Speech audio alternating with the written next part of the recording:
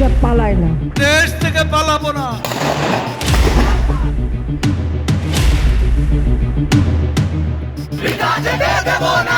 ক্ষমতার মসনদ যখন চিরস্থায়ী মনে হয় তখন স্তুতিকারীদের কণ্ঠই হয়ে ওঠে শেষ সত্য। এই কথাকে সত্য প্রমাণ করে ২০২৪ সালের ৫ আগস্ট আন্দোলনের মুখে ক্ষমতা ছেড়ে ভারতে পালিয়ে যান সাবেক প্রধানমন্ত্রী শেখ হাসিনা। এরপর দলের অনেক নেতাকর্মী চলে যান আত্মগোপনে। ওই সময় এমনই কিছু নেতাকর্মীর সঙ্গে কথা বলে ভারতের প্রভাবশালী গণমাধ্যম দ্য ইন্ডিয়ান এক্সপ্রেস। হাসিনার পতনের নেপথ্য কারণ উঠে আসে সেই প্রতিবেদনে। আওয়ামী লীগের ওই নেতারা মনে করেন, টানা চতুর্থবার জিতে অতি আত্মবিশ্বাসী ও একগুঁয়ে হয়ে ওঠেন শেখ হাসিনা। সেই সঙ্গে অন্ধভাবে নির্ভরশীল হয়ে পড়েন একটি বিশেষ গোষ্ঠীর ওপর, যে গোষ্ঠীটি মাঠের আসল পরিস্থিতি বুঝতে দেয়নি হাসিনাকে।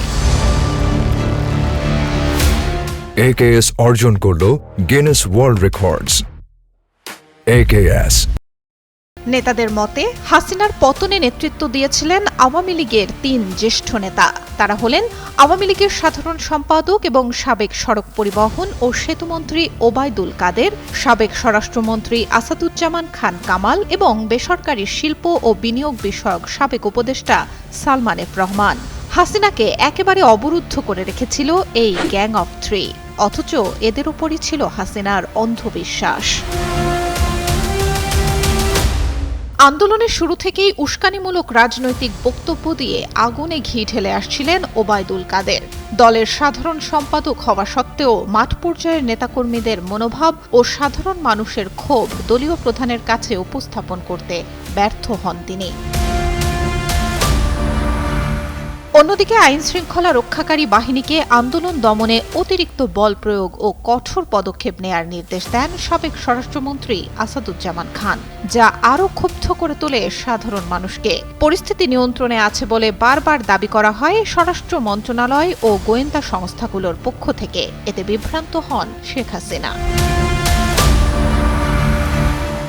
আর দলের ত্যাগী ও অভিজ্ঞ নেতাদের দূরে ঠেলে প্রধানমন্ত্রীর চারপাশ ঘিরে একটি বিশেষ ব্যবসায়ী ও আমলাতান্ত্রিক বলয় তৈরি করেন সালমান এফ রহমান।